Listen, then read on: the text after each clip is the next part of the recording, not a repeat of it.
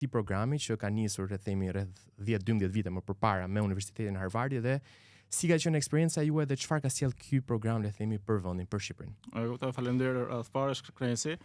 Kjo është një program që është shumë unik në historinë e universitetit. Është një program që zgjati për rreth 8 vite, bashkëpunimi i Qendrës Ndërkombëtare për Zhvillim me Qeverinë Shqiptare në kuadrin e një bashkëpunimi reciprok për sa i përket kuptimit të politikave zhvillimore, po kështu edhe zbatimit të tyre. Me idenë që ky bashkëpunim ishte i vlefshëm si për Qeverinë Shqiptare, se merrte si pasojë e këtij programi një mendim tjetër për ekonominë e vendit, po kështu edhe për qendrën sepse kishte një akses më të madh në politikat publike edhe në mënyrën se si zbatohen politikat publike për sa i përket zhvillimit ekonomik. Pra ishin një ato bashkëpunimet e gjata, kam në Harvard rreth 20 vite dhe zor mbaj mend që ka patur një program kaq afatgjatë një angazhimi të universitetit në politikat publike të një vendi tjetër.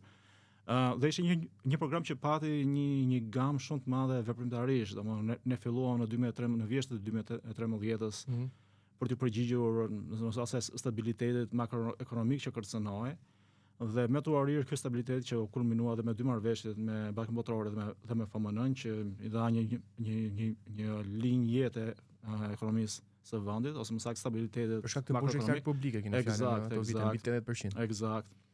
Po ishte borxhi lart publik, ishte kriza energjetike që ishte frikë që mund të kthehej edhe në krizë bankare. Pra ishte një bashkim krizash që mund të përbënin një kështu si një perfect storm, që në një kontekst tjetër edhe mund të kishin përmbysur situatën makroekonomike.